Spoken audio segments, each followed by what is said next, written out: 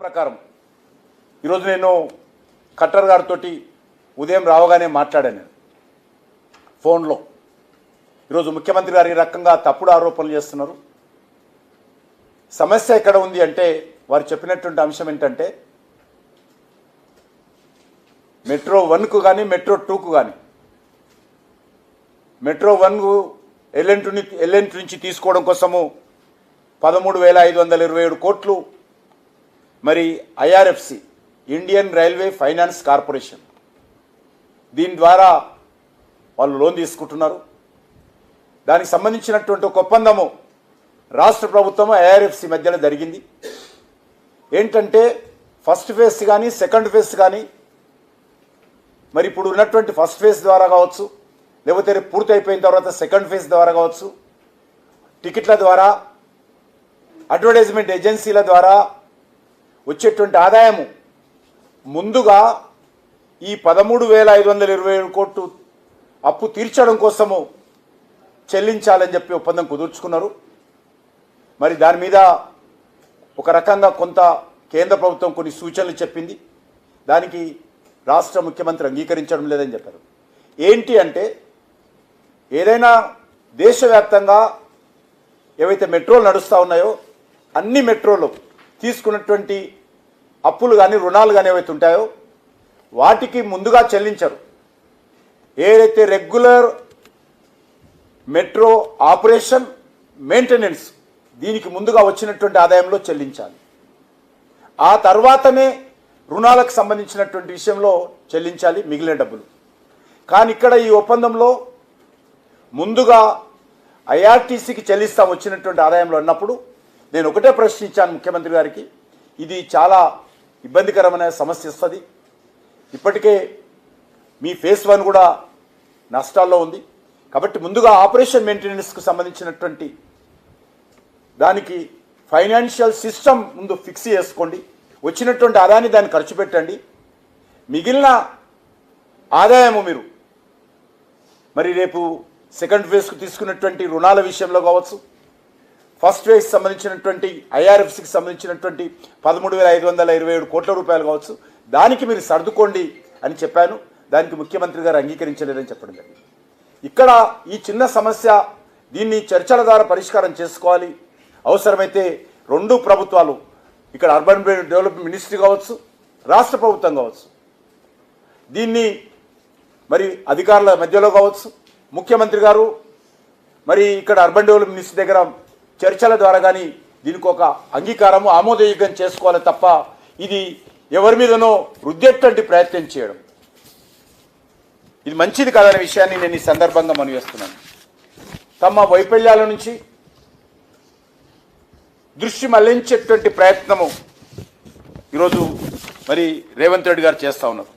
గతంలో కూడా ఇదే మెట్రో విషయంలో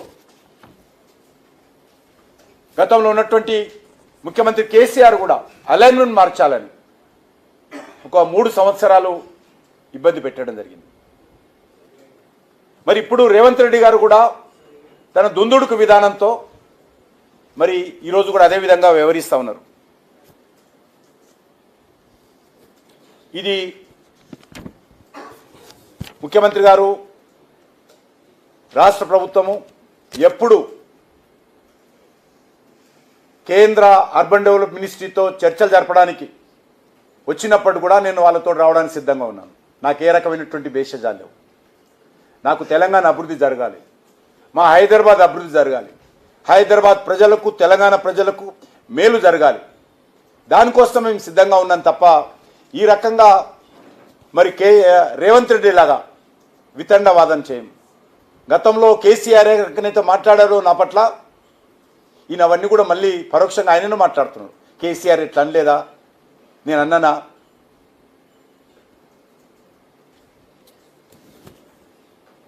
ఈరోజు రేవంత్ రెడ్డి వ్యవహారం ఎట్లుందంటే అసలు తెలంగాణలో స్వాతంత్రం వచ్చిన తర్వాత ఈ 79 సంవత్సరాలుగా అక్కడ ప్రభుత్వమే లేదు, ఇక్కడ ముఖ్యమంత్రి లేదు, ఇక్కడ అడ్మినిస్ట్రేషన్ లేదు, ఇక్కడ ప్రజలే లేరు.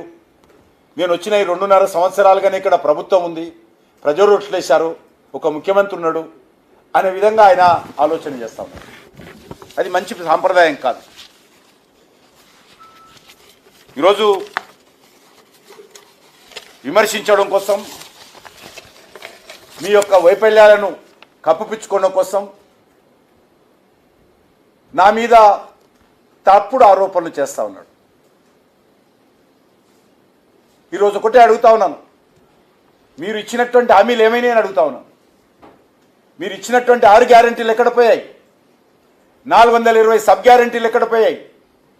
మీ డిక్లరేషన్స్ ఎక్కడ పోయాయి? దాని గురించి ఏ రోజు కూడా మాట్లాడాను. ఈరోజు కేంద్ర ప్రభుత్వము అనేక రకాలుగా తెలంగాణ అభివృద్ధి కోసం పనిచేస్తూ ఉన్నాము. ఈరోజు ఆపాలనుకుంటే అనేక ప్రాజెక్టులు ఆపుతాము, కానీ అది ఆపే ఆలోచన కానీ ఆపేటువంటి విధానం కానీ మా ప్రభుత్వంలో లేదు. ఆపేటువంటి సంస్కృతి మీకుండొచ్చు, ఆపేటువంటి ఆలోచన మాకు ఏనాడు రాదు, భవిష్యత్తులో కూడా రాదు. తెలంగాణకు ఏ ఒక్క రూపాయి వచ్చినా కూడా అందరికంటే ముందు సంతోషపడే వ్యక్తి నేను. అది రేవంత్ రెడ్డి కోసమో, కేసీఆర్ కోసమో, ఎవరి మెప్పు కోసమో మేము చేయం. ఒక్కొక్క ప్రాజెక్టు కోసమో ఇక్కడ మన ఢిల్లీలో ప్రత్యేకమైన ఆఫీస్ పెట్టి తెలంగాణ అభివృద్ధి కోసం మానిటరింగ్ చేస్తూ ఉన్నాం. రెగ్యులర్గా అనేక విషయాలు మానిటరింగ్ చేస్తాం. మేము చెప్పం చాలా సోషల్ మీడియాలో కానీ ప్రెస్ కానీ, ముందు పూర్తి స్థాయి ఫలితాలు వచ్చిన తర్వాతనే చెప్తాం. అంతే తప్ప ఈరోజు ఈ రకంగా మరి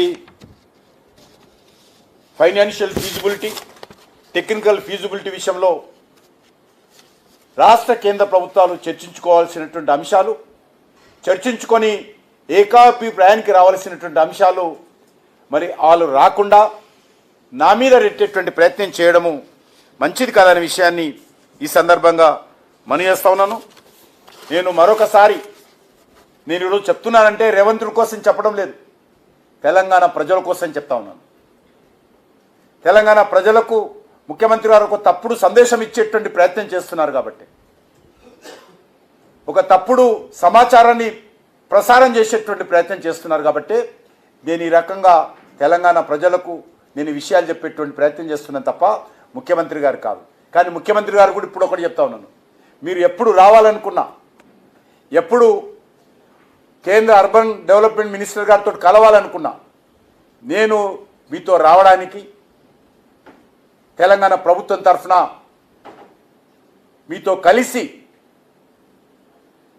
కేంద్ర ప్రభుత్వంతో చర్చించడానికి నేను ఎల్లవేళలా సిద్ధంగా ఉన్నాననే విషయాన్ని ఈ సందర్భంగా మనవి చేస్తా ఉన్నాను. నేను రెగ్యులర్గా తెలంగాణ ప్రాజెక్టుల విషయంలో మంత్రులను కలుస్తూ ఉంటాను. ఈ విషయంలో కూడా కలవడానికి సిద్ధంగా ఉన్నాను. కాబట్టి ఈరోజు అది ఐఆర్ఎఫ్సికి సంబంధించినటువంటి ఫస్ట్ ప్రాజెక్ట్ ఎల్ఎన్సీని తీసుకోవాల్సినటువంటి లోన్ విషయంలో కావచ్చు, లేక 50-50 ప్రాతిపాదికన మెట్రో సెకండ్ ఫేజ్ సంబంధించినటువంటి ప్రాజెక్టు విషయంలో కావచ్చు, టెక్నికల్ పాయింట్లు, ఆర్థిక సంబంధించినటువంటి తెలంగాణ ప్రభుత్వం ఇచ్చినటువంటి ప్రతిపాదన వల్ల ఈరోజు ఆలస్యం జరుగుతుందనే విషయం ఈరోజు నాకు ఖట్టర్ గారు చెప్పారు ఫోన్లో.